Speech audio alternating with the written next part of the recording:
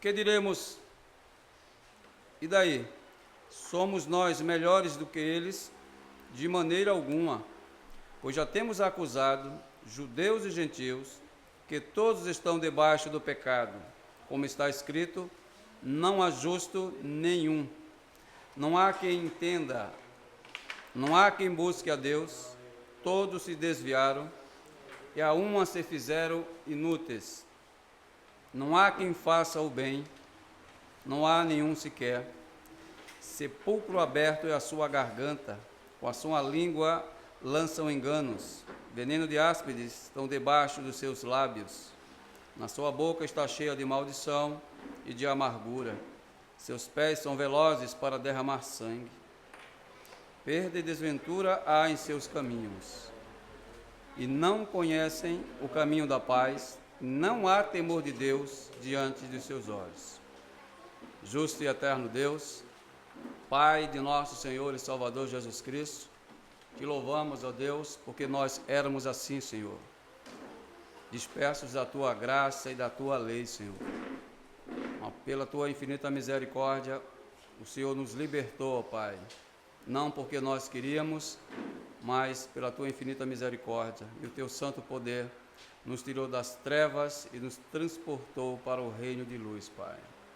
E nós te louvamos, Senhor, porque nós éramos escravos do diabo, escravos do pecado, Pai, depravados até na mais última baixa das tuas essências, Senhor.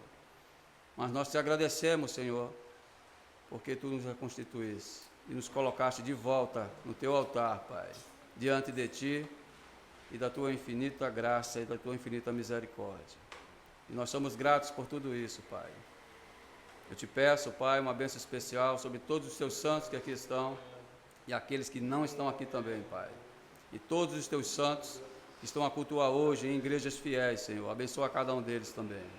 Eu te peço e te agradeço, em nome de Cristo Jesus. Amém, Senhor. Pode sentar, santos.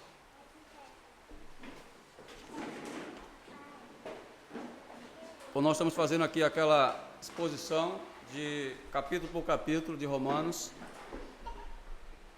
E hoje nós chegamos aqui no capítulo 3. Se vocês entenderem a teologia que Paulo está aplicando aqui, não é uma coisa aleatória, é uma coisa conjuntada de capítulo por capítulo. Paulo tenta desconstruir a teologia dos judeus, mostrando que aquilo que foi implantado no passado não era mais presente na sua época. A época que ele fala aqui é a época do primeiro século, irmãos.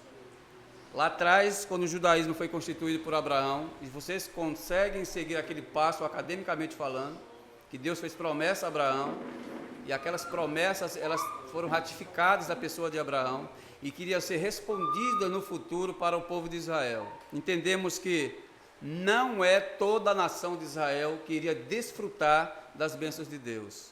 Mas com o passar do tempo, Israel agora acreditava que aquelas bênçãos eram para cada um que formava o judaísmo, cada um componente da nação ou do Estado de Israel. E Paulo quer mostrar que isso não é verdade, queridos. Isso não pode ser verdade.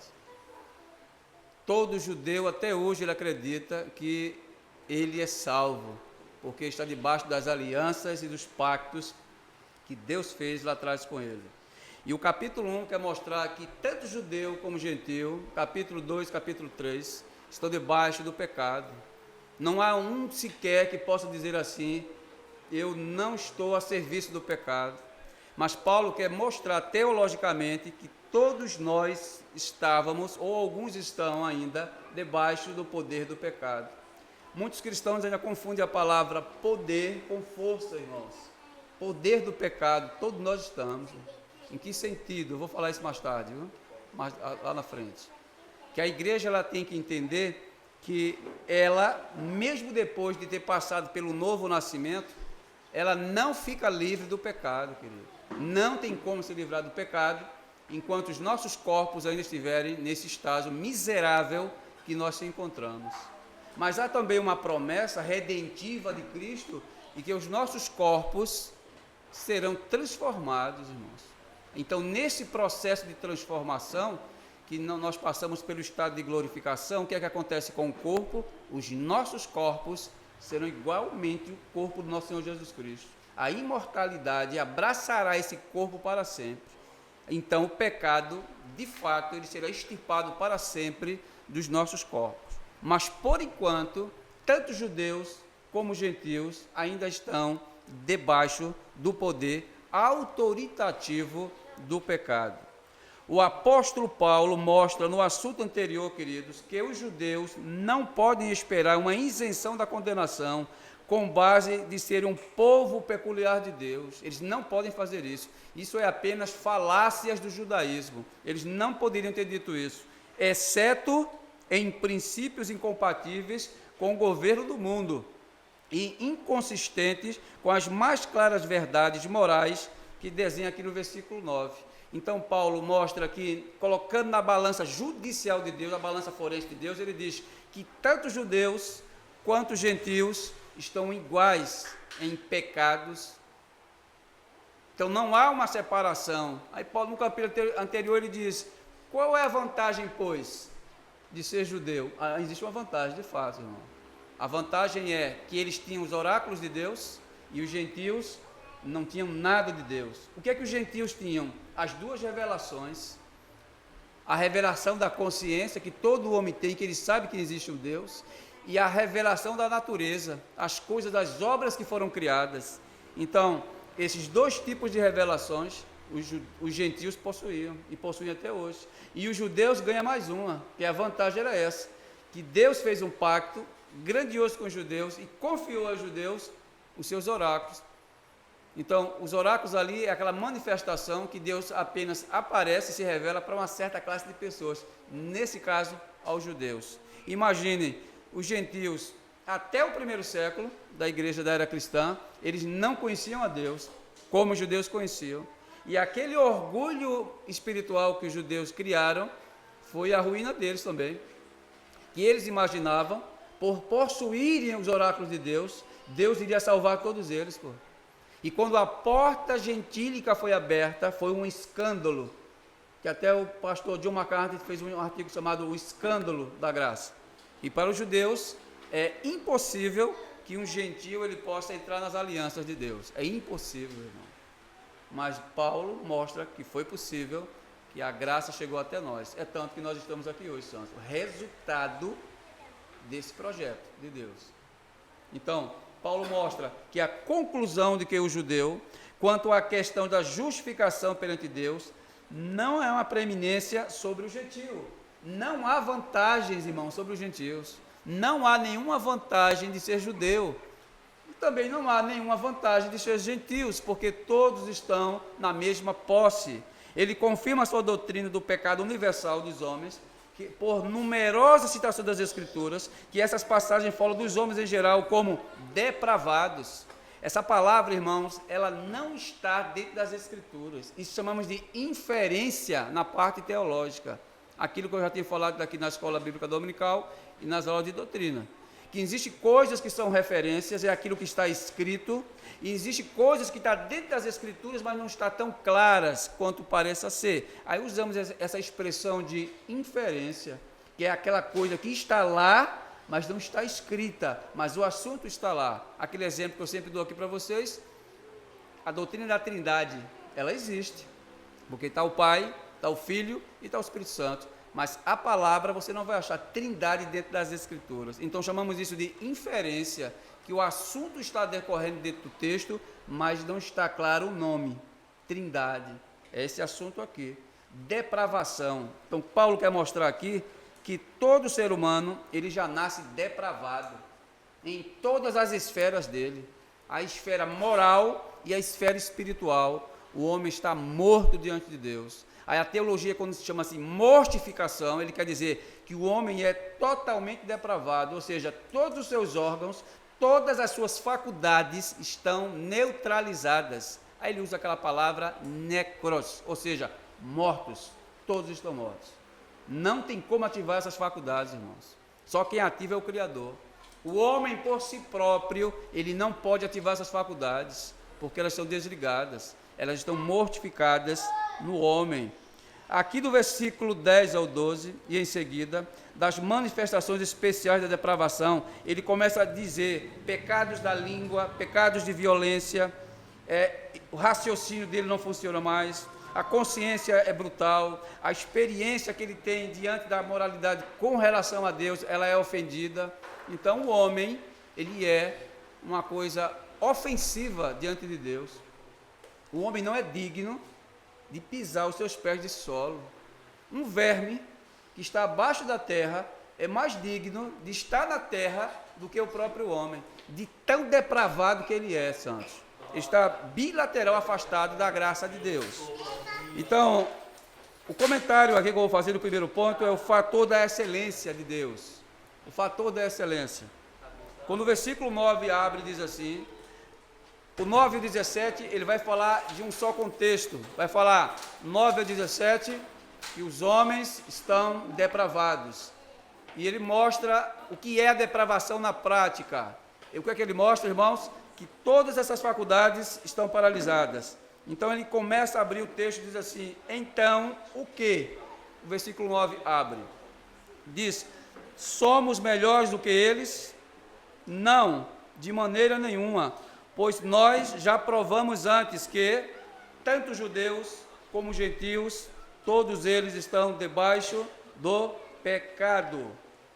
Se você entender o que é pecado, você entende o que vai ser falado, queridos. O pecado não é aquela forma superficial que a teologia moderna coloca. Como é, Clécio, que a teologia moderna coloca o pecado? Como se ele sobrou algumas partes inerentes do homem que ainda estão ativas diante de Deus. Então ele não entendeu o que é pecado. Podemos definir pecado como uma transgressão deliberada, consciente, racional e voluntária das leis morais de Deus e humanas. Quando o homem quebra estes princípios das leis morais, que é as leis humanas e as leis de Deus, pode ter certeza, ele está em amarte, ele está em pecado gravíssimo diante de Deus.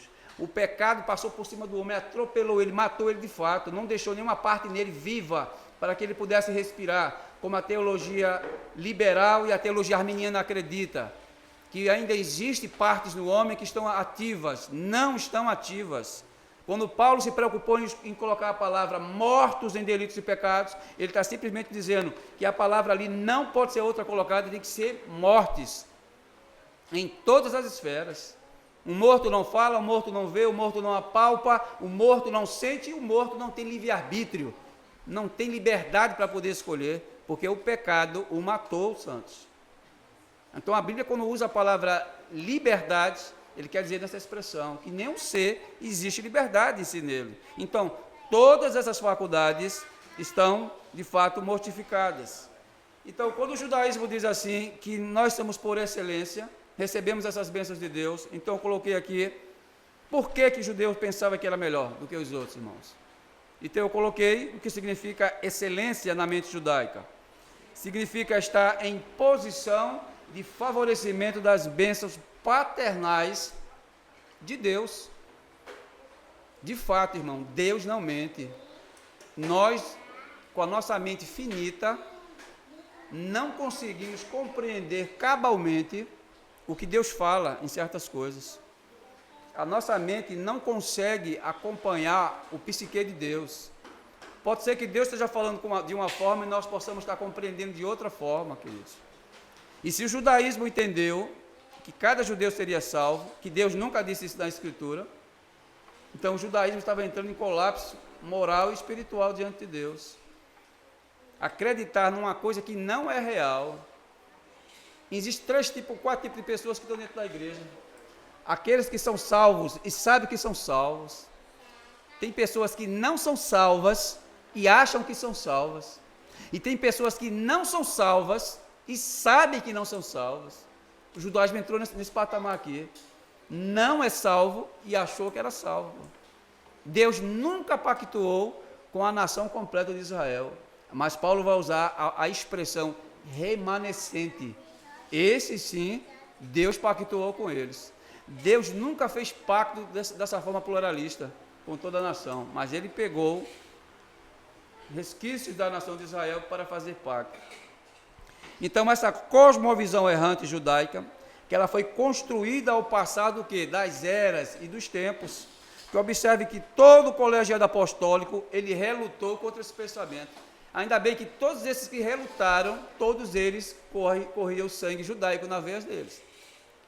E quando cada evangelho, quando foi escrito, ele foi escrito em cima de uma perspectiva e em cima para um povo direcionado. É por isso que quando você olha os evangelhos, os Mateus, Marcos, Lucas e João, cada um é endereçado para uma classe de pessoas. Todos eles. João, por exemplo, quando ele escreveu o tratado biográfico de Jesus, ele escreve a salvação pactual de uma forma diferente como os judeus imaginavam, santos. Veja como é que ele trata o pacto da salvação entre Deus. A palavra latina é pacto salute. Veja como é que ele trata ele. A salvação hereditária, como os judeus acreditavam. Ele diz, passa de pai para filho. Não é assim que o judaísmo acredita? Um exemplo prático. Eu sou judeu, minha esposa é judia, e os filhos que saíram dela vai passar pela circuncisão. A circuncisão é a garantia máxima da salvação de um judeu. De fato, irmãos, Deus pactuou com Abraão e disse a Abraão, Gênesis 17, para que você faça aliança comigo, vou circuncidar a carne do prepúcio dos teus filhos, ou seja, teu e de teus filhos. Se o homem não circuncidasse, irmãos, o filho que nascesse, ele estava passivo de morte. Por isso que Maria teve até 8 dias para se purificar e apresentar Jesus no templo. A gente vê hoje muita besteira, né? Pessoas apresentando crianças no templo, né? Igrejas arminianas. Porque se apresenta uma criança no templo, irmão, não é por apresentar, não. É para descer a faca nela, que chamamos de circuncisão. Jesus foi apresentado para ser circuncidado, porque a lei exigia isso. Por isso que diz que Jesus cumpriu toda a lei. Ele não era necessário passar por circuncisão, mas ele passou pela circuncisão para que se cumprisse a lei. Então ela teve aquele período preparatório para se limpar, para chegar no 8º dia, chegar lá e se limpar e circuncidar o menino chamado Jesus. Mas veja, aquele ato de circuncisão, o ato do batismo que nós fazemos na igreja, não garante salvação, queridos. Batismo não garante salvação. O batismo é uma evidência externa daquilo que nós já somos internamente. A circuncisão, Paulo vai dizer que é da mesma forma. A circuncisão não é aquela externa aqui do corte, mas é a circuncisão do coração. Os judeus que foi circuncidado no coração, esse é o salvo. Não é aquele que passou pelo bisturi e cortou a camada peculiar do membro masculino da criança. Então, a criança, quando era circuncidada, o judeu dizia, é salvo. O apóstolo vai dizer, não é salvo, querido, não há garantia disso não. Veja quando ele escreve em João capítulo 1, versículo 13, ele diz, os quais não nasceram do sangue, nem da vontade da carne, e nem da vontade do homem, mas de Deus, ele vai dizer. Ele começa a desconstruir teologicamente a visão errante que os judeus tinham. Então, o que ele diz, o que isto significa no campo teórico e tradicional do judaísmo é contradizente no campo teológico e prático, irmãos, totalmente diferenciado. Os judeus criou livros de apoio teológico, Cabala, a Mishnah. Então, esses livros servem para dar apoio, irmãos. Mas não tem fundamento essas coisas não, viu? A gente não consegue encontrar fundamento. O que é que João quer dizer com a expressão os quais não nasceram do sangue? Ou seja, que a salvação não é hereditária. A salvação não é porque eu sou crente, minha filha que saiu de mim, ela é salva. Não, não pode ser de sangue, não. E ele continua dizendo, não da vontade do homem. O homem por si próprio não tem vontade inerente nele de querer. Tem que ser infundida nele, tem que ser imputada a vontade nele para que ele enxergue a Cristo, irmãos. Não pode. E nem da vontade do homem. Não pode. Mas ele vai dizer, de quem é que parte esses princípios? Ele diz, de Deus. Se Deus não gerar isso nesse miserável, ele não consegue se mover. Se Deus não mover uma película do dedo dele, ele não consegue se mover. Por que ele não consegue se mover? Porque ele é escravo. Escravo não tem controle de si próprio. O escravo não domina seus sentimentos, o escravo não tem vontade própria, o escravo não tem liberdade. Veja na lei áurea o que acontecia. Os navios negreiros que desciam do lado norte da África despejaram os negros aqui, ó, na Baía de Todos os Santos. E quando aqueles navios despejaram aqueles homens e mulheres e crianças, eles eram algemados, colocados assim, ó, num patamar feito esse, e a sociedade iria comprar eles, olhar os dentes, a pele dele. Aí, quando chegava no final de semana, ele não podia dizer assim, ó, vou pegar aqui minha esposa e meus filhos, vou dar um passeio numa praia. Eles não podiam dizer isso não, porque eles eram escravos. Escravo não tem direito para nada não. O direito dele está preso no seu senhor. Então esse escravo aqui é o físico, é o moral, mas esse escravo que Paulo fala aqui, ele é um escravo espiritual.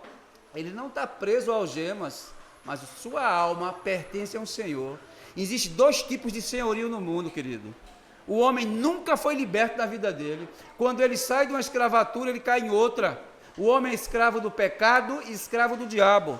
Quando Deus liberta ele, que não é ele que se liberta, o que acontece? Ele ainda torna-se escravo. A palavra doulos tuteu significa escravo de Cristo. Então ele sai do diabo e cai nas garras de Cristo. Não tem para onde correr não. Continua sendo escravo.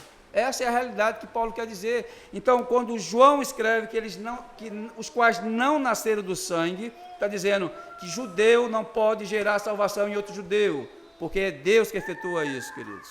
É Deus que faz essas coisas. Então, essa concepção judaica, ela está completamente errada. Não podem, não devem ser recebidos como pactuantes por causa que nasceram num berço judeu. Não tem base escriturística para isso, os judeus. Tinha um rapaz aqui, o meu vizinho, ele foi para São Paulo e lá ele entrou numa sinagoga judaica. O Sérgio, né? Gente boa. E ele passou um tempo na sinagoga, que é ligada à sinagoga daqui, a Carral, daqui aquela praçazinha que tem ali, Bom Jesus, Rua do Bom Jesus, no Recife. Aí chegou aqui, eu falando com ele simplesmente, ele disse, você ainda é cristão? Eu disse, sou cristão. E você? Ele fez, não, eu não gosto disso não, eu sou judeu. Eu digo, interessante dizer isso a você, você é um judeu? Como foi? Você passou pela circuncisão? Ele, sim, verdade, ele passou pela circuncisão. Chegou lá em São Paulo, ele foi circuncidado. Eu digo, certo, e você acha que hoje o judaísmo, ele é a religião verdadeira? E ele disse, sim, que vocês é uma seita. Eu digo, a seita do Nazareno, certo? Ainda bem que eu faço parte dele, né? Agora, eu vou te dizer uma coisa, menino. Tu fizesse parte, tu nunca conhecesse o evangelho na tua vida. Tu fizesse parte de uma igreja herética, pentecostal, não conhecesse graça, não sabe o que é graça, não sabe os processos de salvação que ocorreram, tu não conhece a teologia do Novo Testamento, tu não conhece a teologia do Antigo Testamento, aliás, tu não conhecesse nada, aí tu abraça agora o judaísmo achando que é correto. Aquilo que infundiram na tua mente é mais uma heresia que tu abraçaste. Tu saíste do fogo e caíste agora na água. Não, saísse da água e caísse no fogo. A água era o pentecostalismo, dentro do caldeirão. E agora pulasse no fogo, que o judaísmo é pior ainda. O judaísmo é uma apostasia terrível, o judaísmo. Existe uma diferença entre apostasia e seita. Judaísmo não é uma seita, santos. O judaísmo, ele tornou-se uma apostasia. E o que é de fato uma apostasia? Apostasia é alguém que estava na verdade, abandona a verdade e cai nos erros. Agora, por que o pentecostalismo não é apostasia? Eu disse, graças a Deus que vocês não vão levar esse pecado no caixão de vocês. Apostasia não. Vocês não são apostatas, nunca foram apostatas. Nunca foram seitas, viu? Isso aí também vocês se livraram. Aí ele disse, amém, mas tem uma coisa boa para vocês. Vocês são heréticos, pô. Vocês não são seitas e também não entram na categoria de apostasia. Mas vocês entram na categoria de quê? Heresias. Vocês são heréticos, pô. Então você sai da heresia e caiu no campo da apostasia, queridos. É isso que João quer dizer aqui. Que eles não são, nunca foram, de fato, salvos, irmãos. Deus não veio salvar a nação total de Israel, santos. Ele não passou por esse processo, Israel. E eu digo para vocês, graças a Deus. E ele diz, porque a vontade da carne, por isso que ele vai dizer, não nasceram do sangue, nem da vontade da carne e nem da vontade do homem. A vontade da carne é inimizade contra Deus, Paulo vai dizer. A carne que ele fala aqui, que é a palavra grega para sarx, quer dizer não a carne em si, essa carne velha, mas os nossos pensamentos e os nossos desejos. O desejo dessa carne é contrária à vontade de Deus.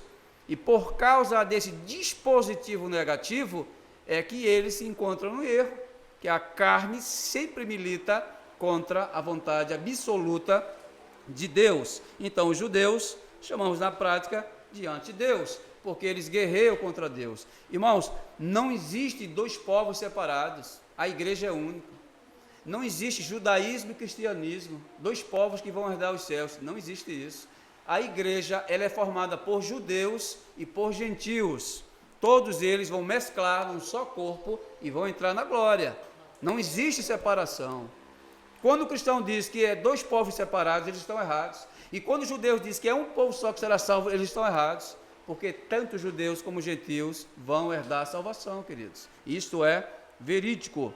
Uma coisa aqui que ele fala, uma coisa é recebemos as melhores instruções, as melhores comidas, as melhores vestes, e mesmo assim não sabemos glorificar a quem nos deu de forma correta, e não saber o propósito dessas coisas. O judaísmo se apoderou dos oráculos de Deus e não descobriu qual foi o propósito daquilo, que Deus constituiu eles, irmãos. É os calvinistas de hoje também. Recebem uma porção dobrada de conhecimento de Deus e não glorificam a Deus. Você vê que eu estou sempre falando dessas coisas aqui, né? Isso é para nossa reflexão, santos. Judeu recebeu uma carga teológica pesada do Antigo Testamento e não glorificaram a Deus, santos. Qual era o papel dos judeus, santos? Era o mesmo papel que Paulo vai citar em Atos capítulo 13. Os judeus foram constituídos para ser luzeiros do mundo. O que é luzeiros? Brilhar entre os gentios. Mas foi o que os judeus fizeram? Recolheram a luz e internou para eles. Canalizou somente o ensino para eles. O ensino, queridos, não é feito para ser escondido, mas o ensino é feito para ser externado. E os judeus canalizaram. Aí Paulo, quando vai levar a mesma mensagem para os judeus, que estão espalhados pelas regiões, ele diz, eu te pus como luzeiros. Para quê? Para levar o evangelho. O evangelho serve para glorificar Deus, irmão, não é o homem, não. Deus não está preocupado com a glória do homem. Deus não está preocupado com a felicidade do homem. Deus não está preocupado com a essência do homem. Deus está preocupado apenas em si próprio, irmãos. Isso ele está. Ele disse, a glória para eles, não, para mim. Toda a glória é minha, não é do homem, não. E se o homem que possui os atributos de Deus, dessa forma, e ele desfruta desses benefícios para si próprio, estão errados, irmãos. Tem que externar isso. Então, todos os apóstolos falaram desse mesmo linguajar, que eles estão perdidos no vácuo da sua teologia. Então, quando ele mostra esse saber, ele quer dizer que aquilo que eles imaginavam que era verdade, não era verdade, santos. Aí Paulo abre a sua argumentação fazendo uma pergunta, então o quê? Paulo começa a trazer aquele diálogo imaginário, como se estivesse conversando com a pessoa, porque Paulo já imaginava que poderia encontrar um judeu lá na frente que queria fazer essa pergunta. Aí ele adianta a epístola e já faz a pergunta e ele mesmo responde. E ele diz, será que somos melhores do que os gentios? Esta questão, irmão, ela deveria ser respondida em cima de outra pergunta. Em que vocês são melhores do que nós? Que? Aí os judeus iriam responder, porque nós temos os oráculos de Deus. É isso que eles estavam se guardando, irmãos. A base do judaísmo era essa. Nós possuímos os oráculos de Deus. Não garante nada, irmãos, ter o conhecimento prévio das coisas de Deus. Não garante nada, queridos. É aquilo que nós temos hoje no meio das nossas igrejas. Que eu falo igrejas fiéis, viu, santos? Eu falo igreja fiel não, viu? Que nós temos um alto conhecimento teológico, os nossos irmãos presbiterianos, quando eu falo reformados, e muitas das vezes esse conhecimento, ele não serve para a glória de Deus, irmãos. Ele serve para a minha glória. E isso é um pecado grave diante de Deus, santos. Porque entenda, tudo que Deus nos deu, vou trocar a expressão, viu? Tudo que Deus nos emprestou não pertence a nós. Um exemplo prático, irmãos. Alguém tem carro aqui? Os meninos têm carro, né? Ele não tem carro. Os meninos que têm carro aqui não têm carro. Sabe por quê? Porque vocês pagam IPVA a quem? Não paga IPVA? Você paga, o carro é emprestado. Uma casa, eu não tenho casa, eu pago IPTU, porque se eu não pagar IPTU, aí o bicho vem e come minha casa. Então eu não tenho casa, é emprestada a casa, em dois sentidos, irmão. Emprestada porque eu tenho que pagar IPTU e também, quando eu morrer, eu não posso levar ela, então ela não me pertence, Santos. Nada aqui pertence a nós, irmão, nada pertence a nós. Então, nessa perspectiva aqui, os judeus eles estavam completamente enganados. Eles não tinham nada, porque nada pertence a eles. Então, as nossas coisas que nós imaginamos que temos, nós não temos. Ah, eu tenho a melhor teologia reformada. Eu vejo, porque o campo está aberto na internet, né? Eu vejo muitos reformados lá, arrotando teologia. Sabendo, irmãos, que a teologia é de Deus, não é nossa não. E nós temos que ter muito cuidado com essa teologia que nós pregamos. Porque a pregação, mais uma vez eu vou dizer, ela tem uma escola, ela não anda sozinha, ela não é divorciada, ela não é separada. Ela anda junto com a ortopraxia, queridos. Porque se eu ando pregando e não vivo esse evangelho, essa ortopraxia em nada é a mesma coisa.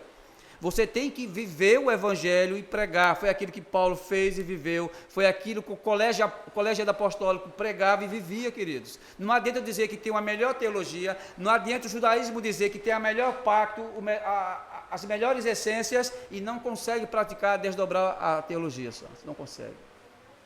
Não consegue, santos. Aí Paulo quer mostrar do capítulo 3 para baixo que nós somos escravos desse maldito, desse pecado. E que o pecado faz isso. Ele torce a teologia, distorce ela na sua praticidade. E temos que fazer o melhor possível. E aqui ele faz a pergunta e Paulo responde que não tem vantagem nenhuma. Os judeus tinham as melhores promessas, as melhores dádivas pactuais, mas mesmo assim discorria de uma depravação absoluta, irmãos.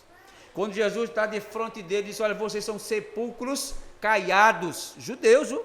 Quem era o público-alvo de Jesus? Você acha que era pessoas de nível intelectual baixo? Era pessoas do nível intelectual altíssimo, era a elite que ele estava conversando, a classe sacerdotal que ele conversava, os escribas e os fariseus, o próprio sinédrio. Vocês são um bando de sepulcros caiados, ou seja, vivem uma coisa, pregam uma coisa e não vivem aquela coisa, rapaz. Vocês pedem para as pessoas caminharem 1 quilômetro e vocês não querem caminhar, não conseguem mover um dedo. Ou seja, é um bando de hipócritas. Espero que a igreja contemporânea, ela não entre nesse caminho de hipocrisia, irmãos. De hipocrisia. E tem muito hipócrita no meio das nossas igrejas, viu? Muitos hipócritas que se vestem assim e se acham que são salvos.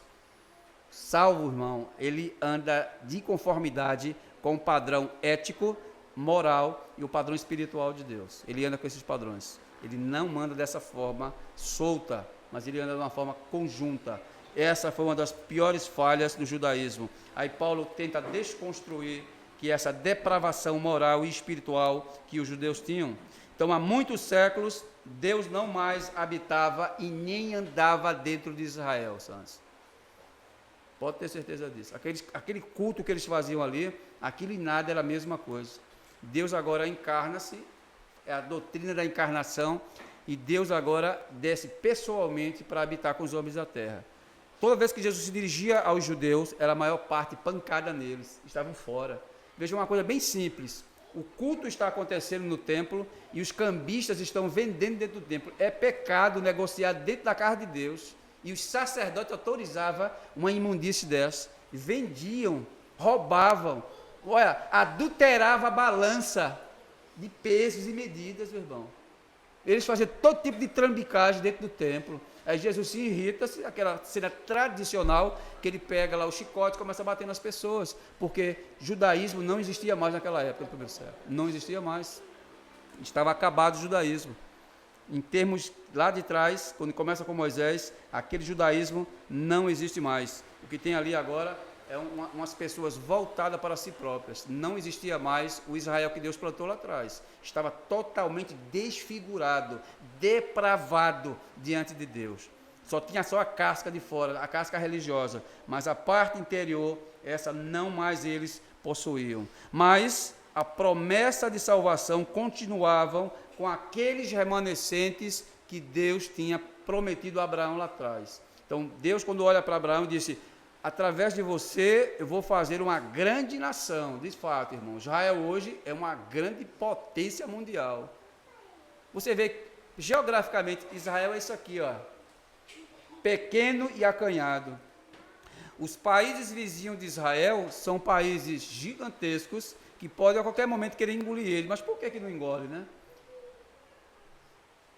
O pessoal do meu departamento lá de segurança, da antiga empresa, o meu antigo gerente, todo ano ele ia para Israel. Eu achei que ele ia fazer excursões em Israel.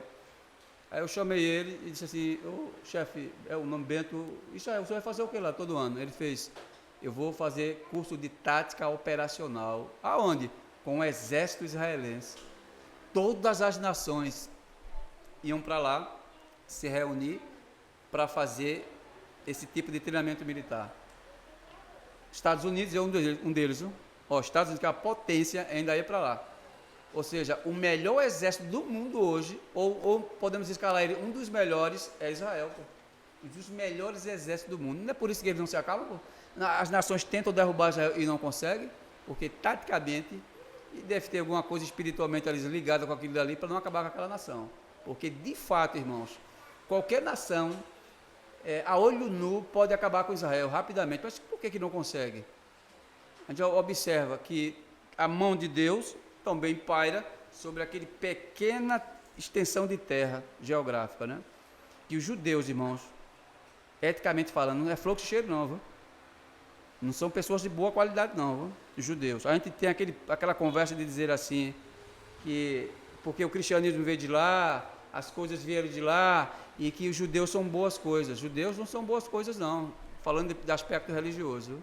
Não são boas coisas não. Então, Deus, de fato, não quebrou o pacto que fez com Israel, mas Israel aqui, não toda a nação, santos.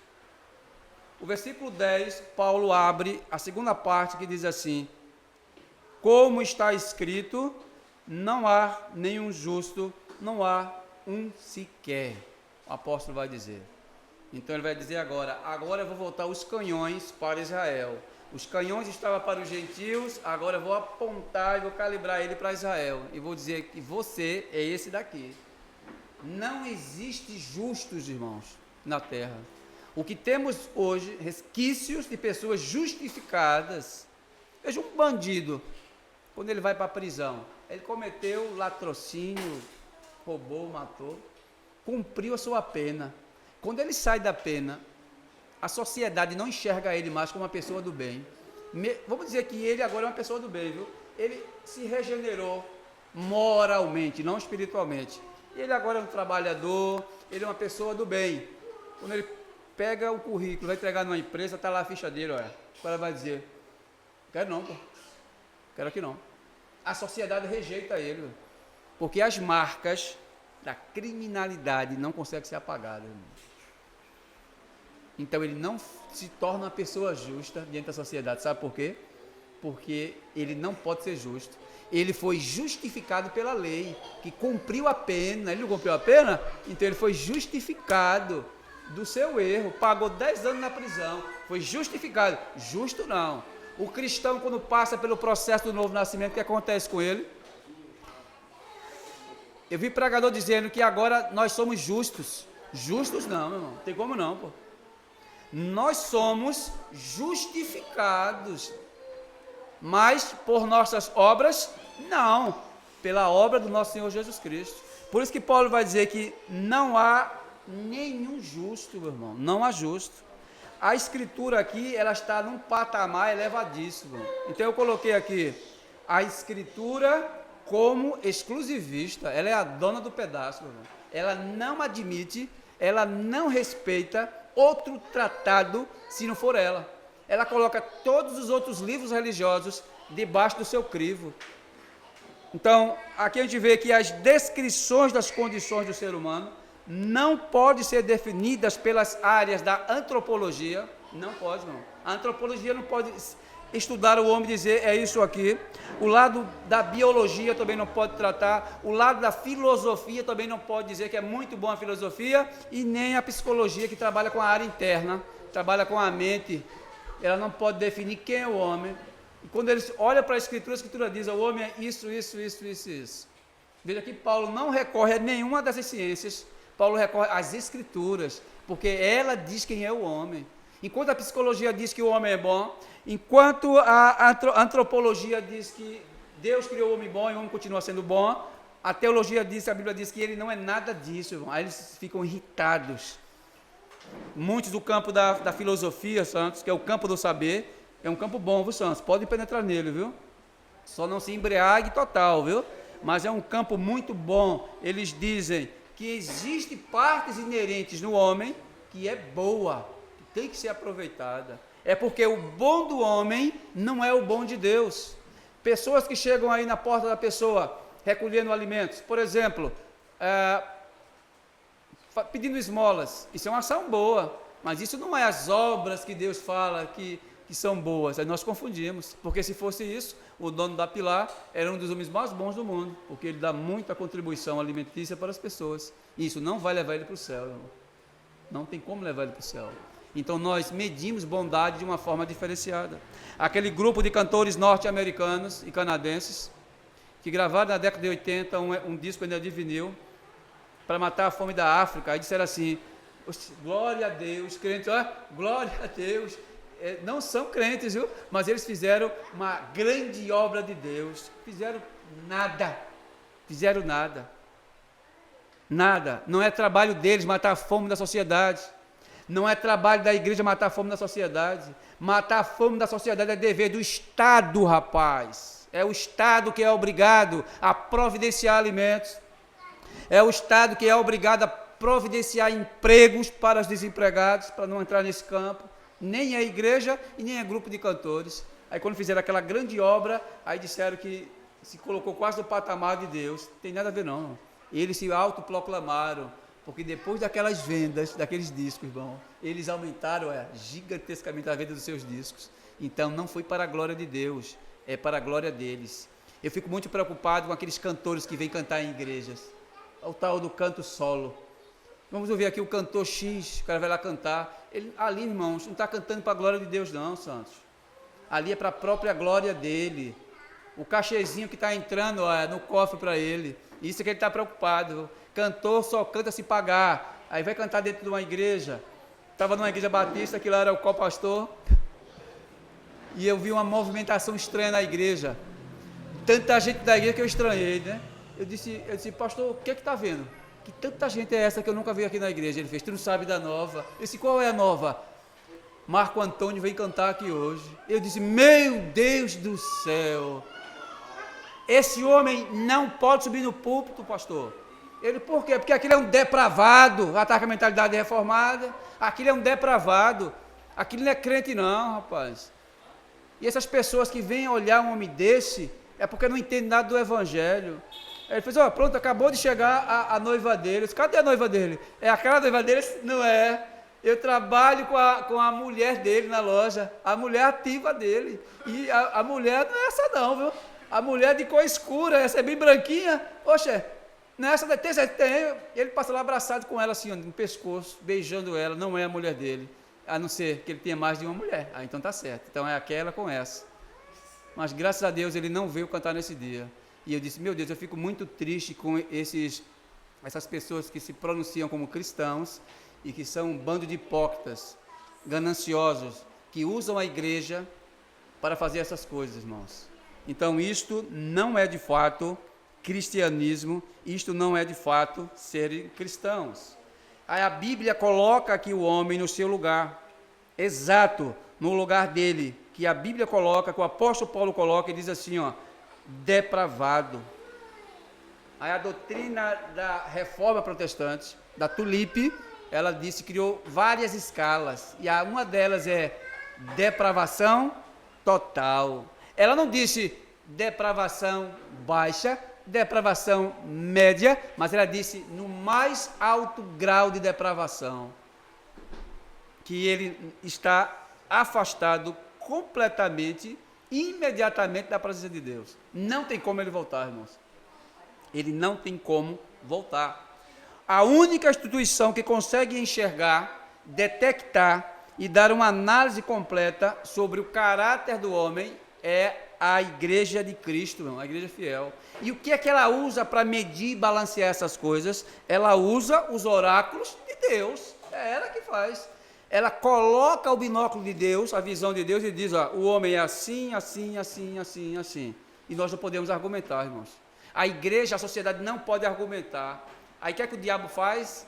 Muitas das vezes, irmãos, para destronizar essa autoridade das Escrituras, aí começam a tirar a Bíblia das faculdades, a Bíblia das escolas, a Bíblia da sociedade. Não se pode mais fazer essas coisas.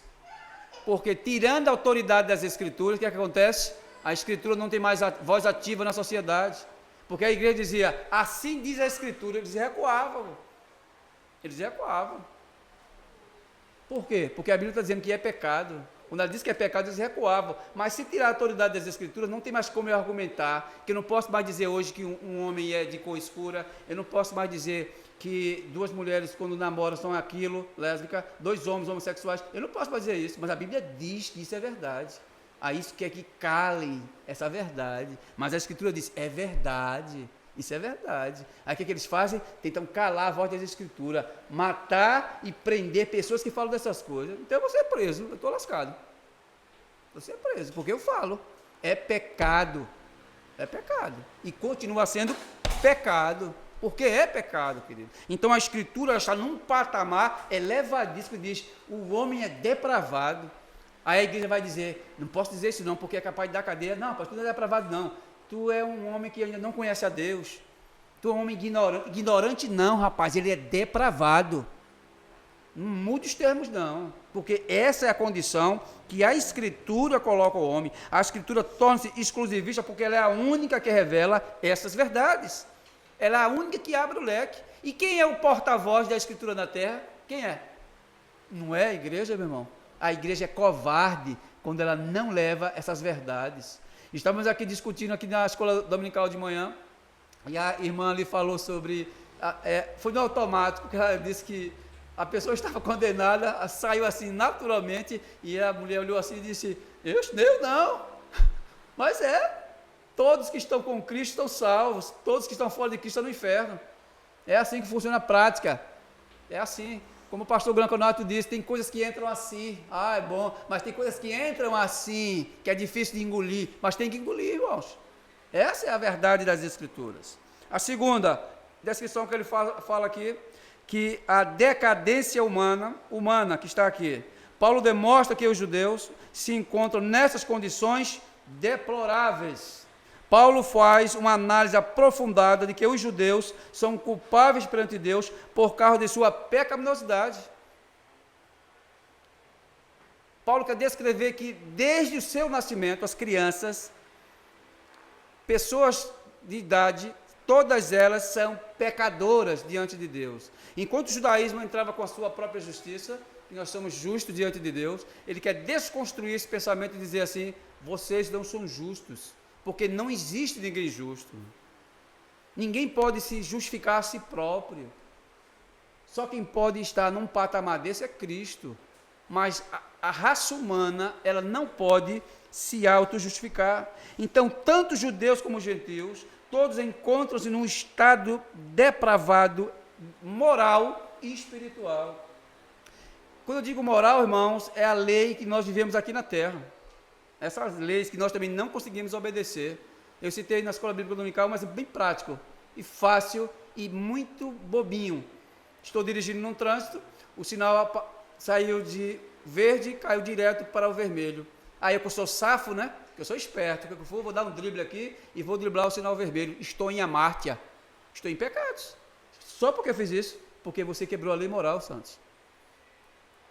Pecado é uma transgressão deliberada, consciente e racional das leis morais e as leis espirituais de Deus, Santos. Quebrou, está em pecado, Santos. Coisas pequenas e coisas grandes, pecamos diante de Deus. Então, nesse sentido, nós somos o quê? Nós somos quebradores das leis de Deus. As leis morais que Deus constituiu e as leis espirituais que nós quebramos também. Então, nós somos depravados porque nós quebramos esses princípios. A grande problemática da humanidade, irmãos, é acreditar que o problema do homem não é interno. Eles não acreditam nisso, mas é aquele meio em que ele vive, rapaz. Sabe por que ele é assim? Porque ele nasceu na periferia. É por isso que ele é um pecador. Sabe por que ele rouba muito? Porque ele rouba porque ele está no meio de pessoas que roubam. Sabe por que ele é uma prostituta? Porque ele está no meio das prostitutas. Porque diz um vocábulo aí, me diga com quem tu andas e eu direi quem tu és. Isso é filosofia, irmão, isso é filosofia. Eu sei, Santos, que é verdade, tem um fundo de verdade. Porque se eu ando com um bando de gente que não presta, existe uma grande potencial probabilidade para eu praticar aquelas coisas. E se eu ando de pessoas feitas de vocês, pessoas do bem, eu vou repetir isso de vocês. É só tu pega duas pessoas, um cara que não gosta de estudar, o outro que faz faculdade, que é infiltrado nessa área. Tu pega duas crianças, uma faixa de 10 anos, de convivência com eles. Depois de 10 anos tu volta e vai ver o que é que acontece. O que aconteceu? Aquele que não gosta de estudar, que eu vivi muito tempo com ele, eu vou ser igual a ele. Pô. Aquele que gosta de estudar, ele vai me influenciar uma potência para ele tornar igual a ele. Ele vai fazer isso. Vamos estudar, rapaz, vamos fazer um concurso, vamos fazer uma faculdade. Aí o cara acaba fazendo porque ele foi influenciado. E não é verdade? É verdade, Santos. Agora, esse não é o problema que Paulo está tratando aqui não, irmãos. Esse não é o problema não. O problema não é exterior não. O que Paulo está tratando aqui é problema interior. Pecado é dentro, não é fora. Eu estava discutindo uma vez, quando nós éramos ainda seminaristas, eu, o pastor Miquel da Igreja Presbiteriana, nós na época éramos 2 seminaristas, e eu estava falando assim na rua, sobre pecado, e tinha um pastor pentecostal que estava distante de mim, eu não vi o cara, e ele foi se aproximando e fez, qual é teu nome? Eu disse, Clécio. Quem é você? Ele disse, eu puxou a carteira, eu sou o pastor, eu disse o nome da igreja dele, para tentar intimidar, né? Eu disse, o que é que o senhor deseja? Eu respeitei ele, o que é que o senhor deseja? Você está errado, Clécio. Ele disse, por que eu estou errado? Ele falando sobre pecados, ele está certo, que a situação foi batismo infantil. Eu disse, tá bom, então, eu estou errado, então me explica aí, pastor, o pecado é interno ou externo? Porque a questão foi batizar por completo, o corpo todo, porque ele disse que os pecados têm que ser removidos do corpo todo, imersão, e eu estava defendendo batismo por aspersão, efusão. Você quer esses batismos de todo o meu coração? Eu disse, meu Deus, Clécio, tu tem que entender que o batismo é sepultamento de pecados. Aí ele leu os textos, pode ler, ele leu o texto de Colossenses, que sepultados com ele pelo batismo, eu disse, está certo. Posso concluir? Pastor, veja bem, o senhor crê que o pecado é interno ou externo? Aí ele, olha, aquele momento de travamento para ele pensar, ele está pensando, né? Eu disse, se ele disser que o pecado é externo, ele se quebra, porque é interno. E se ele disser que o pecado é a parte externa, ele se quebra, porque pecado não é externo. Eu disse, pastor, mas eu vou lhe ajudar. Você está com dificuldade, né? Eu vou lhe ajudar. Pastor, o pecado não pode ser externo. Então, esse batismo por imersão não tem prioridade nenhuma. Porque se o pecado for externo, de fato, eu tenho que me banhar por completo, como se fosse um grude, que eu estou me esfregando aqui, tirando ele com um banho. Mas já que o pecado é interno, então não há necessidade nenhuma de fazer um batismo por imersão. Então o batismo é um ato simbólico, que o batismo não remove pecados, irmão. O batismo não salva, santo. É uma evidência de que tu já é salvo. Por isso que eu digo que o pecado é interno. O problema aqui dos judeus, o problema desse pastor é que ele acreditava que era externo, mas o problema da raça humana é interna. Então essa cosmovisão, ela não tem um apoio histórico. Pega na história, irmão, observem que quanto mais pessoas enriquecem, quanto mais pessoas crescem intelectualmente, quanto mais a educação evolui, mais há guerras, há terrorismo, há depravação na sociedade. Qual é a era que teve mais faculdades? Qual é a era que teve mais escolas sendo abertas, mais cursos técnicos? É a nossa era. E é uma era de depravação absoluta, rapaz. Não há controle da depravação. Então, não é a questão da educação. Se é uma questão de educação, então nós não éramos para ser depravados. Mas é pelo contrário. Quanto mais educação, mais depravação é, queridos. Sabe por quê? Porque é uma coisa interna, inerente no homem. Já está nele, não depende de força externa para poder ativar nele, porque ele já é um bebezinho quando nasce, ele já nasce ofendendo a Deus, rapaz. Já nasce ofendendo a Deus. Ele não tem praticidade de pecados, que ele não cometeu pecados, mas na sua essência, ele já tem a essência do pecado original. Já é pecador. Aí quando você vê aquele bebezinho, com a chupetinha, com aquela cara inocente, uma coisinha linda dessa, e se cometeu pecado, rapaz, de fato, irmão, ele não cometeu pecados, mas para Deus, ele já está morto espiritualmente. Está morto espiritualmente, porque ele é pecaminoso. Então aqui o problema do judaísmo, que eles tinham uma parte externa, e Paulo quer dizer que é interna. Então sabemos que o ambiente estimula as práticas, mas a problemática é o que já está no coração do homem, santos. Estava conversando com os irmãos aqui sobre essa palavra coração. Não é sempre a palavra cardia no grego. Não significa, e significa pouquíssimas vezes, que é o órgão que bombeia sangue no corpo. A palavra cardia, muitas das vezes, ou a maior parte das vezes, refere-se a sentimentos, a pensamentos e desejos. Então, quando ele diz aqui sobre essa questão, que a problemática é o que está no coração do homem, é que os pensamentos e o seu desejo é contrário à vontade de Deus, irmãos. É sempre ante Deus. Ele nunca vai estar a favor de Deus, porque ele está morto. O que o apóstolo Paulo está fazendo aqui é que toda a Bíblia é proporcionar a visão de que Deus tem a raça humana em estado de depravação. Deus odeia a raça humana, irmãos. Essa é a realidade. Essa é a boa notícia, viu? Que Deus, uma das boas notícias, que Deus odeia a raça humana. Por que Deus odeia a raça humana? Porque a raça humana, ela odeia Deus. Ela é anti-Deus. Eles aborrecem a criação de Deus. Qualquer aspecto ele aborrece. Quando você vê uma pessoa maltratando um animal, matando uma criatura de Deus, ele está ofendendo a Deus, pô. Porque se aquela coisa foi criada, ela tem um objetivo, pô. O ser humano, a coisa mais simples, chuta um gato, um cachorro, passa por cima de coisas que vivas e mata que não quer nem saber. Não pode, irmãos, porque é a criação de Deus. E muitas das vezes, por que nós fazemos isso sem estar nem aí? É porque o estado pecaminoso está ativado dentro de nós. Nós somos mais especiais em matar do que preservar. Por isso que o apóstolo Paulo fala que os pés são velozes para tirar a vida das pessoas, que é o derramamento de sangue. O ser humano cria vários dispositivos para tentar acabar com a vida do homem, de si próprio. E uma das piores idiotices que o homem fez foi a bomba atômica nuclear, que ali pode acabar com o mundo todo. Veja que um estúpido, um idiota, criou uma coisa daquela para acabar com si próprio. E nós falamos de manhã na escola bíblica sobre a estupidez, que o pastor R.C. Sproul disse, que quando uma pessoa pega uma coisa e sabe que vai destruir ele próprio, é um estúpido quando ele come, quando ele faz a coisa por si próprio. É o cigarro. Ele compra o cigarro sabendo que vai morrer e o estúpido joga o cigarro nos lábios para poder fumar. Não, estúpido, porque ele sabe que vai morrer. É o cara que fez uma bomba atômica, ele faz uma derrota daquela, sabendo que ele próprio vai ser vítima dela. É um estúpido. Aí Paulo mostra que este pensamento de estupidez, que é o pensamento que R.C. Sproul diz, está intrinsecado dentro da mente das pessoas, que chamamos isso de o resultado da depravação total.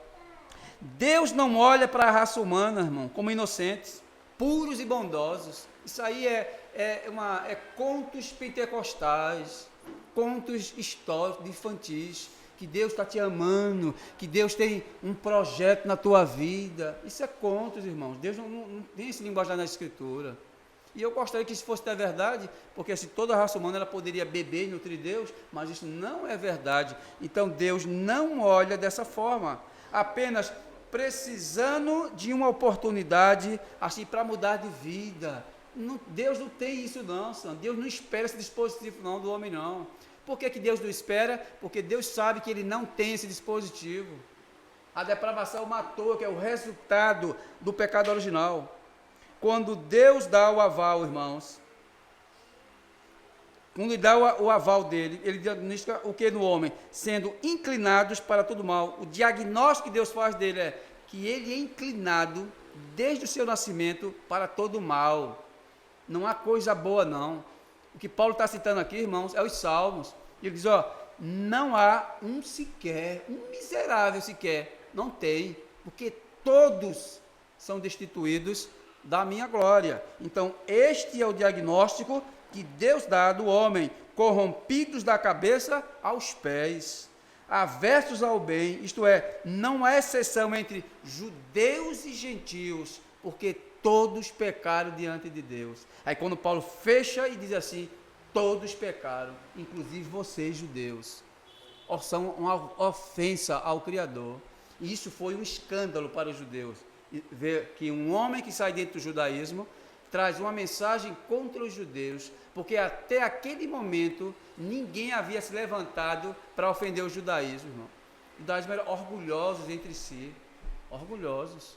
Quando eles viam alguém pregando alguma coisa contra a sua teologia, eles se manifestavam. Aí quando Paulo chega e bate forte, Paulo conclui. Paulo humilhou os judeus. Ali em Roma, uma igreja que estava ali em Roma, uma boa parte era produção judaica. Então Paulo diz, mesmo vocês estão no meio dos gentios, são igual a eles. Não há diferença nenhuma. Todos são depravados, todos são injustos, todos estão mortos espiritualmente, todos são pecadores, todos são desprovidos da glória de Deus. Então Paulo diz que não há um sequer. Tanto homem quanto mulher, crianças e velhos, todos estão nas mesmas condições. Este é o quadro clínico da humanidade, que as Escrituras pintam, irmãos. O artesão, o pintor da Escritura, pintou o homem dessa forma. Ela descreveu ele dessa forma. Então, Paulo reforça esse pensamento nos 3 primeiros capítulos da Epístola aos Romanos, dizendo que o homem, ele é totalmente depravado.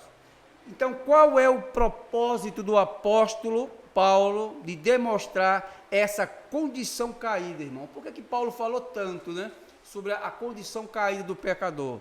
Ele quer desconstruir toda a nossa confiança em nós mesmos.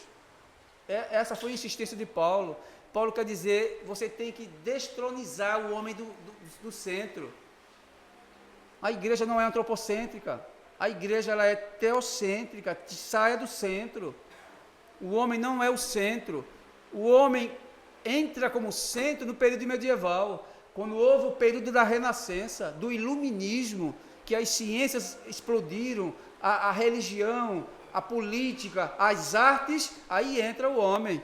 O homem agora passa a ser o centro das atenções. No período da Reforma Protestante, o homem já estava no auge lá, reinando. A teologia da antropologia estava reinando. Mas nem sempre foi assim, Santos. Nem sempre foi assim. Deus, ele é o centro. O homem não. Aí Paulo quer voltar ao princípio original, que o homem, ele não é essa coisa que ele pensa que é. Então, depois que Paulo gastou muito tempo demolindo e destruindo toda a confiança que temos em nós mesmos, ele vai apresentar agora a solução para o problema.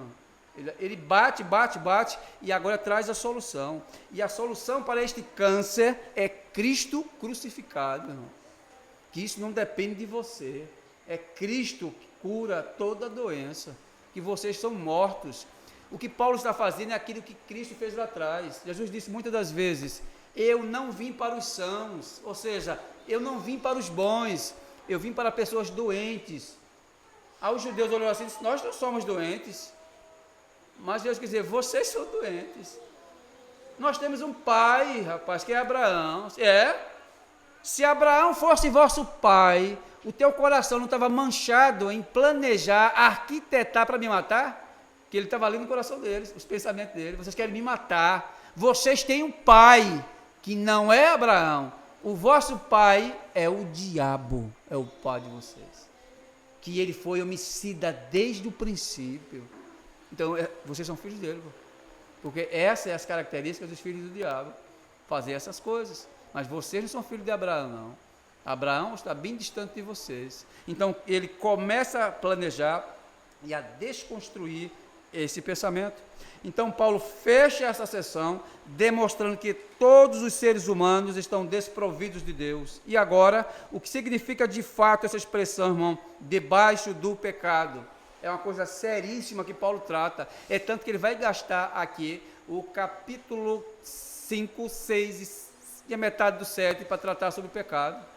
Ele estava tão preocupado com o pecado que ele gastou quase 3 capítulos para dizer o que era pecado, queridos. Então ele começa a desconstruir, dizer, estar debaixo do pecado significa que a raça humana é escrava do pecado, queridos. E ele diz, é como os escravos deste pecado, ele está acima de nós e nós estamos debaixo dele. Opressão, estamos oprimidos. Não tem como sair. Ele está sobre nós. O poder do pecado está sobre os pecadores. O poder do pecado controla a mente, os desejos e as petições mais íntimas do pecador, irmãos.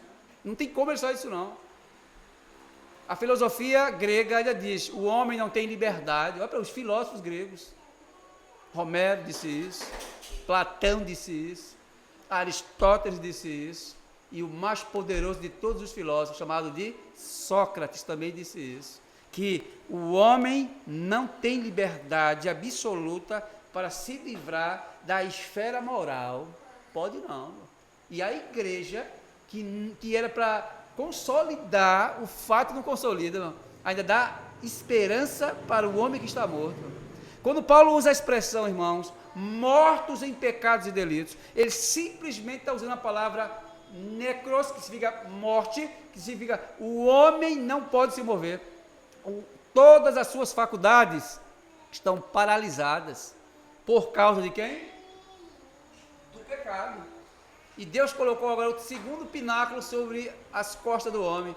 Tem o pecado para dominá-lo e agora tem o seu Senhor para dominar ele. O diabo é o que controla o pecado, irmão, na vida dos pecadores.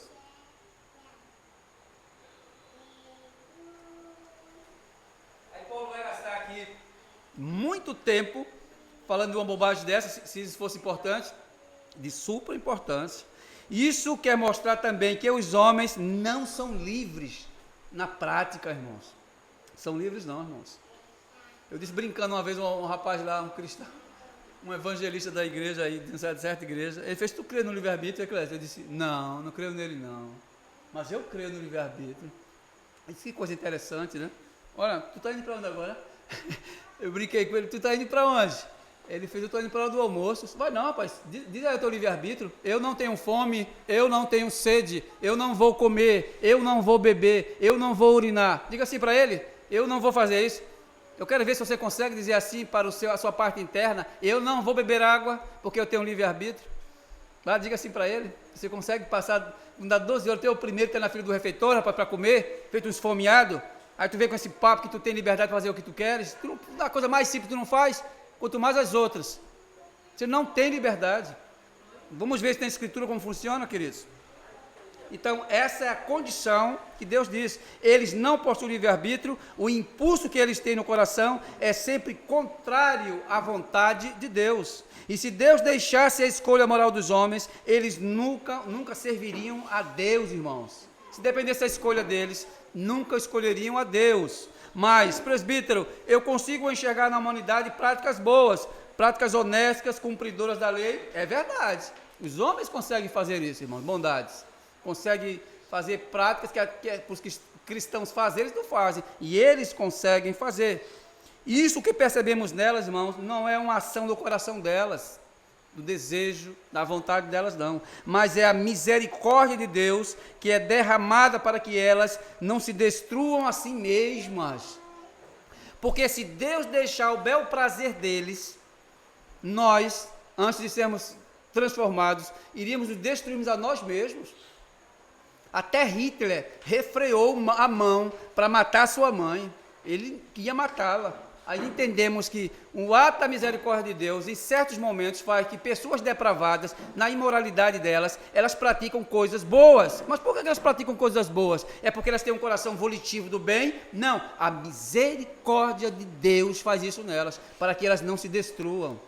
Aí conhecemos essas coisas como a doutrina da preservação, que Deus preserva a raça humana de fazer certas coisas, que a teologia coloca um nome que não está na Bíblia, que chamamos de graça comum, que é derramada sobre a humanidade, queridos, a graça comum que eles recebem.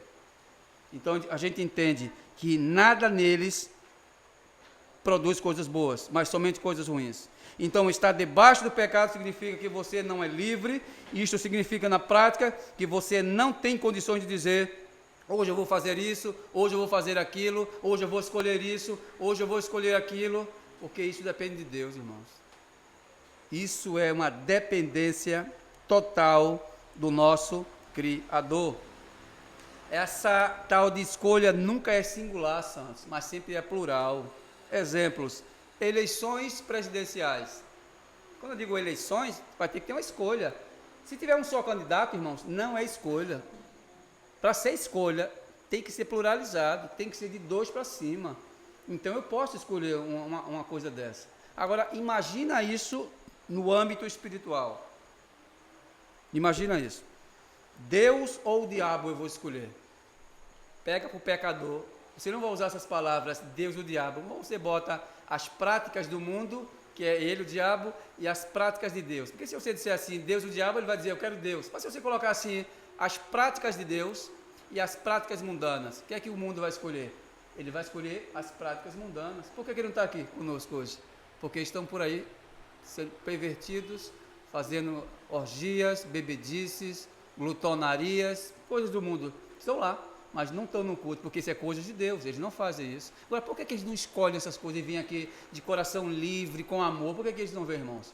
Porque se ele tivesse livre-arbítrio, ele dizia assim, pecado hoje eu não vou pecar, hoje eu vou para a igreja glorificar a Deus. Eu vou ficar aqui o mês todo nessa igreja hoje, glorificando a Deus. Ele não consegue fazer isso.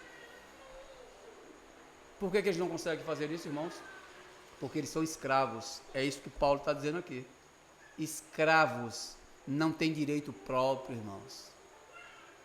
O escravo, ele tem um senhor que comanda a vida deles. Veja o que Paulo vai falar sobre esse senhorio deles. 2 Timóteo, capítulo 2. Veja o que é uma escravatura. Eles estão presos, mas não sabem. Paulo disse ao Timóteo, quando tu for pregar, tu faz isso. Pois o servo do Senhor não deve ser contendor, mas amável para com todos, apto a ensinar e paciente, que corrija com mansidão os que se opõem. Esses oponentes aqui, os incrédulos, viu? Para ver se porventura Deus lhe dará arrependimento, a fim de conhecerem a verdade, porque eles não conhecem, ao resultado, e tornarem do bom sentido, escapando dos laços do diabo, em quem tem feito cativos para fazer a sua vontade, irmãos. O diabo tem os seus filhos, mantém os filhos sobre as rédeas. Da mesma forma que Cristo gerencia a sua igreja, irmãos, o diabo também gerencia a sua, viu? Pode ter certeza disso.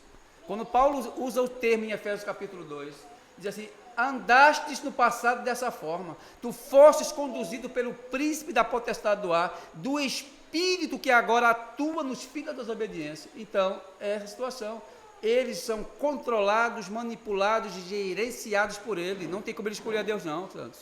Se não houver uma operação da graça, ele não consegue sair, queridos.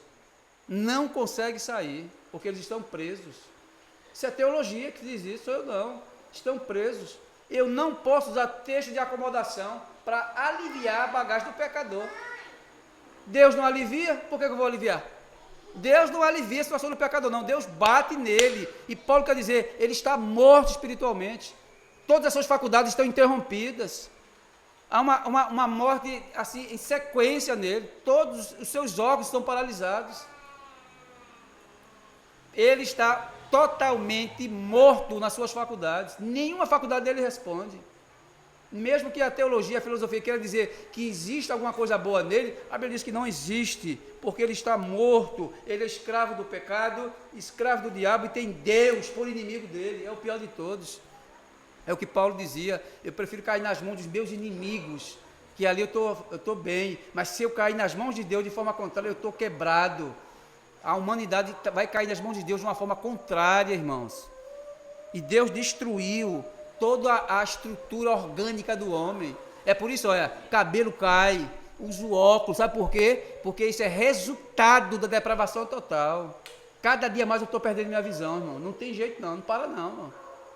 Cabelo caindo, é uma derrota. O corpo fica nessas condições, irmãos. Aí eu quero dizer que o homem é bom diante de Deus, que Deus preserve as nossas vidas, irmãos. Preserve. Eu gosto de viver feito uma tartaruga, 200 anos. Consigo não. Mas por que eu não consigo? Por causa da depravação total, que ela acabou comigo, vem acabando conosco. Então, eu vou acreditar que existe alguma parte boa do homem. Deus diz que não, porque o homem não convertido não pode escolher a Deus. Ele está preso por duas forças metafísicas, que são pecado e o diabo, irmãos. E ainda tem a terceira, que é Deus, viu? Mas eu vou usar somente essas duas, o pecado e o diabo. Ele aprisiona eles. Temos que compreender antes, durante e depois da conversão de um pecador, como ela acontece, irmão, na vida deles. Antes, durante e depois. Antes, ele não tem livre-arbítrio. Durante, ele não tem livre-arbítrio. E depois, ele não tem livre-arbítrio. Não há liberdade de expressão para ele, irmão, de poder escolher a coisa metafísica. Por quê? Porque ele está preso, santos. Se o dono dele liberar ele, ele sai. Mas se o dono dele não liberar ele, meu irmão, não tem como não. O dono deles é o diabo, santos. Não consegue sair, não. É uma escravatura permanente. Não tem como ele sair de lá. Então temos que ver essas verdades. Na visão dos arminianos, Deus capacita o homem. Veja como é que ele faz, viu? E tem alguns reformados que querem dessa forma aqui também, viu? Deus capacita o homem e o coloca na porta da graça. Veja aqui como Deus é misericordioso. Uma misericórdia a 50%. Deus capacita o homem, o coloca na porta da graça e cabe a ele agora poder escolher. Veja que isso é pregação até de reformado, irmão. Tem reformado que prega isso. Que Deus fez aquele trabalho excepcional e coloca o miserável na porta da graça e diz assim, ele pode escolher ou não escolher. Como é que é isso, irmãos? Ó, esse aqui, teologia clássica, John Owen diz assim, no seu tratado, livro para criança, viu? Se tornou-se um best-seller dentro da teologia reformada. Ele diz umas coisas aqui bem interessantes. A morte de Cristo tornou a salvação uma possibilidade ou uma certeza? Nessa visão aqui arminiana, possibilidade. Porque ele pode chegar na porta da graça e dizer assim, ele está capacitado já, viu? Ele pode fazer essa escolha, ele vai dizer assim, eu não vou querer não, porque é uma possibilidade. Mas a maioria diz assim, eu aceito. Irmãos, Deus não faz isso, santos. Não faz isso. Biblicamente ele não faz isso não. Deus apenas não coloca o homem na porta da graça, ele coloca ele dentro do reino. Jamais ele vai colocar ele. Mesmo se ele capacitar ele. Irmão, se Deus capacita ele, não é ele, é Deus que está nele já. É Deus que está nisso. Eu vi o vídeo, viu? O cara é muito bom, mas 50%. Eu digo, meu Deus, como é que funciona isso? Quer dizer que Deus capacita ele, Deus dá o entendimento a ele, a coisa correta, agora ele abriu a mente para Deus, foi coisa maravilhosa. Aí Deus vai esperar a sua livre agência, como alguns pregam, mas não existe isso de verdade, e o livre-arbítrio, ele vai poder agora escolher Deus. Mas no final, o autor vai dizer lá da redação que normalmente ele acaba aceitando a Deus. Não é normalmente não, meu irmão. Sempre ele vai escolher a Deus, santos. Sempre ele vai escolher a Deus. E eu vou te dizer por quê. Aí aqui John Owen diz assim, ó santos. Aqueles pelos quais Cristo obteve benefícios através da sua morte, devem realmente recebê-las. Por que ele diz assim, devem recebê-las? Porque ele sabe pela sua presciência, irmãos, que presciência não é ter conhecimento de passado, presente e futuro apenas, como os arminianos creem. A palavra, a sentença não fecha com ponto, ela é vírgula, porque vírgula é uma pausa da oração. Então é ter conhecimento das esferas do passado, presente e futuro. Aí a palavra prognóstico diz, e poder determiná-las. Por que que Deus sabe das coisas? Porque Deus ordena, Deus pré-ordena que aquele fato aconteça. Não é porque Deus fica esperando que o bobo faça a sua decisão. Se Deus colocou na mente dele o novo nascimento, se Deus deu conhecimento para ele, se Deus deu vontade para ele, nada é produto dele, tudo é de Deus, irmãos. E como é que agora Deus vai esperar que esse infeliz tome uma decisão por si próprio? Aí ele continuou dizendo, se Cristo apenas tivesse obtido os benefícios e não pudesse dá-los, então a sua morte talvez não salvasse ninguém. Teria Deus apontado um Salvador sem decidir quem deveria ser salvo? Olha a pergunta que ele faz.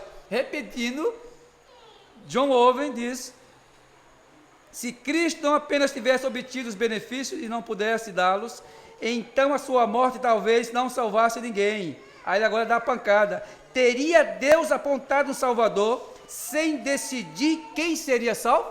Deus decidiu, irmãos, quem seria salvo. Porque se Deus derramou graça, se Deus deu conhecimento da verdade, Deus gerou arrependimento nele, e ele confessa, por que ele confessa? É porque Deus faz que ele faça essas coisas, irmãos. Deus é o provocador nele, não é ele não. Então, esta visão, ela é corrompida. Eu vou aqui até um pouco mais além do que essa doutrina. Além de capacitá-lo, Deus infunde nele, no pecador, não apenas o desejo, mas também a tomada de decisão. É isso que Deus faz. Deus toma a decisão por ele. Não é que ele vai dizer assim, eu vou esperar que Deus ou eu tome a minha decisão. Não, Deus capacita ele a tomar a decisão, irmãos. Deus, ele faz isso. Em Filipenses capítulo 2, Paulo, ele usa um linguajar assim, irmãos.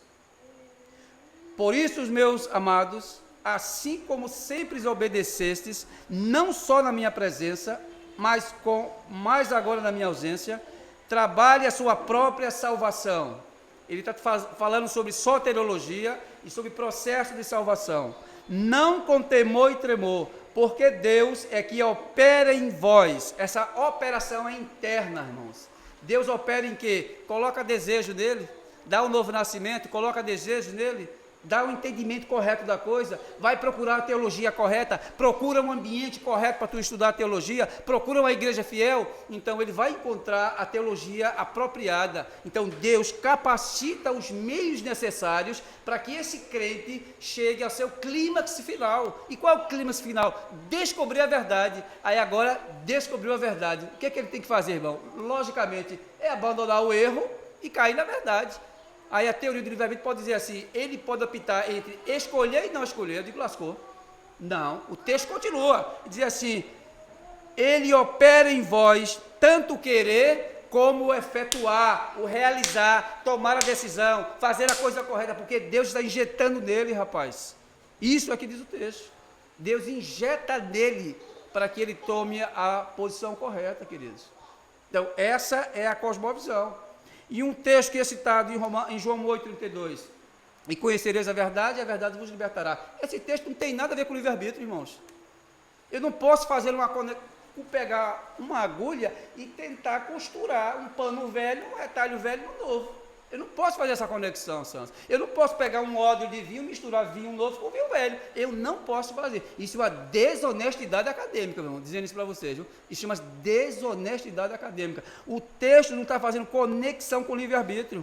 O verso não está dizendo nada sobre livre-arbítrio. Não tem condições. Ele diz que uma vez que Cristo colocou em nós o seu conhecimento, porque ele está falando de conhecimento, e esse conhecimento me faz conhecer que estávamos vivendo contrário à vontade de Deus. E conhecereis a verdade, ou seja, quando eu conheço a verdade, agora caí em si, que eu era um antideus, eu vivia contra essa doutrina, e agora eu não vivo mais em relação a isso. É por isso que Jesus disse, e esse conhecimento vos libertará. Mas ele não está dizendo que ele me deu livre-arbítrio, e agora eu faço o que eu quero, que eu posso tomar decisões. O texto não está falando nada disso não. Está dizendo que é um pensamento contrário que eu tinha antes, e quando agora eu conheço a verdade, que é o próprio Cristo, eu agora estou liberto desses conhecimentos errados. O texto não está falando de livre-arbítrio, e eu fico muito triste quando pegam textos feito esse, para dizer, acoplar uma coisa que não existe dentro do texto, irmãos. Não pode. O libertar aqui é o contraste que tínhamos com a vida anterior que vivíamos, não uma capacidade de poder escolher. Pode ter outros textos que alimentem isso, mas esse aqui não pode não, viu? Esse aqui não tem condições. A Bíblia não fala de homens escolhendo a Cristo livremente, mas sobre a tutela do livre-arbítrio. Não tem condições. Significa poder de escolha contrária. Paulo, irmãos, quando ele escreve em... Paulo convertido já, né? Romanos 7, veja se ele tem condições de escolher depois da conversão. Romanos 7, Paulo diz assim, irmãos. Romanos 7, 19. Porque não faço o bem que quero, mas o mal que não quero, esse eu faço. Por que ele diz isso, irmãos? Eu quero fazer o bem e não controlo. Se ele tiver livre-arbítrio, para poder escolher, ele poderia ter dito: aqui é o mal, não vou fazer mal, eu já sou uma nova criatura. Mas ele continua dizendo: e se o que não quero, isso faço, já não sou eu quem faço, mas o pecado que mora em mim. Pecado controla, santos. Você não tem livre-arbítrio não, nem antes, durante e depois da conversão. Isso é uma fantasia. Irmão, eu até gostaria de provar das delícias do livre-arbítrio, porque, irmão, entenda, viu?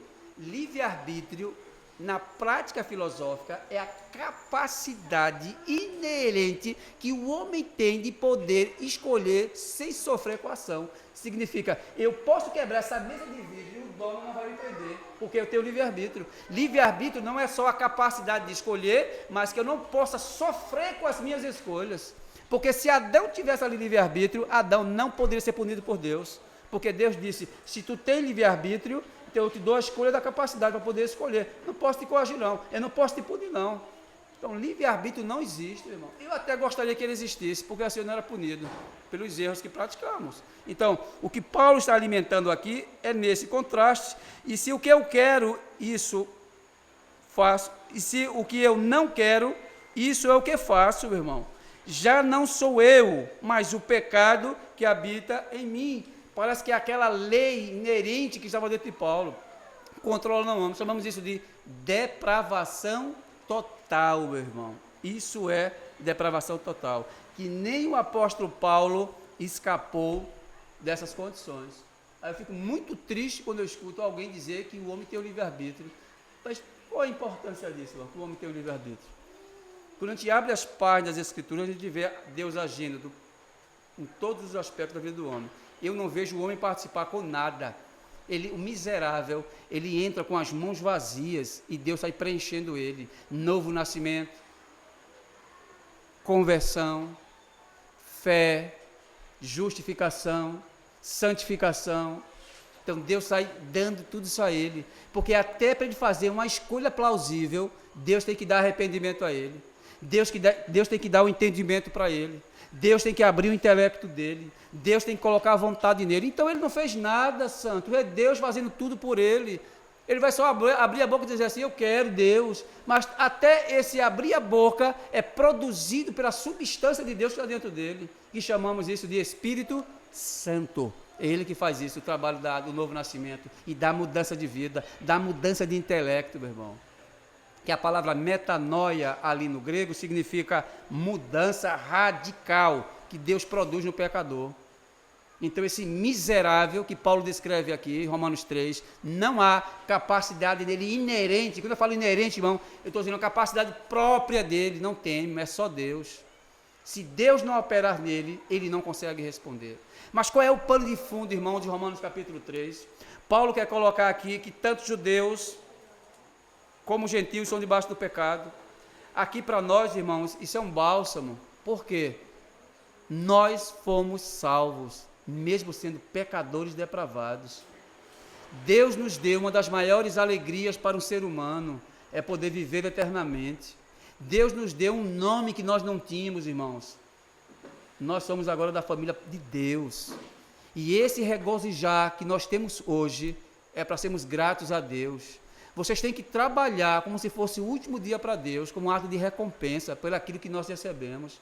Nós temos que ter vergonha na cara, deixar de ser covardes diante de Deus e trabalhar para eles, irmão. Nós somos covardes, nós somos. Nós não fazemos nada para Deus, irmãos. Vocês pensam que cumprir o calendário é de estar em escola dominical, estar numa doutrina no sábado, que muitos faltam, e domingo. Você acha que isso aqui é o clímax, é? Dizer assim, estou pagando a minha dívida com Deus? A dívida já foi paga. Que Paulo quer mostrar aqui que essa depravação que nós estávamos antes era a nossa vergonha e que nós temos que cair na real e pedir perdão a Deus pelos nossos pecados, irmãos, que nós cometemos diariamente com Ele e reconhecermos o que nós somos hoje. Nós hoje somos grande coisa diante de Deus, mas no passado não, irmãos. Então, capítulo 3 desconstrói aquela ideia de dizer assim, que a capacidade era comigo, mas é com Deus, e que vocês não são nada, vocês são lixo, como Isaías disse, que as vossas obras são como os trapos da imundícia. Você já viu um trapo da imundícia? Cheira ele para tu ver. Tu é pior do que ele. Podre, mau cheiro, é as tuas obras. E hoje as nossas obras chegam nas narinas de Deus com um grande aroma de perfume suave. E nós temos que agradecer a Deus por causa disso, antes. Mas que essa pecaminosidade saiu de nós, e que entrou em nós foi a dádiva de Deus. E nós temos que reconhecer isso como pecadores que somos, santos. Justo e eterno Deus, Pai de nosso Senhor e Salvador Jesus Cristo, te agradecemos, Senhor, porque somos pecadores diante de Ti, Pai. Já fomos depravados na nossa essência, mas o Senhor nos limpou pela regeneração e a instrumentalização do Teu Santo Espírito, Pai. Abençoa todos os Teus santos que aqui estão, Pai. E todos aqueles que estão espalhados em igrejas fiéis, que estão a Te cultuar hoje. Abençoa cada um deles, Pai. Abençoa aqueles que não chegaram aqui na congregação também, Senhor. E que a nossa congregação, Pai, ela seja um referencial da preservação da sã doutrina, Senhor. E que a doutrina da depravação esteja em nossas mentes. Que possamos reconhecer o que nós éramos e o que nós somos hoje, Senhor. Eu te peço uma bênção especial em nome de Cristo Jesus, aquele que vive e que reina para sempre. Amém, Senhor.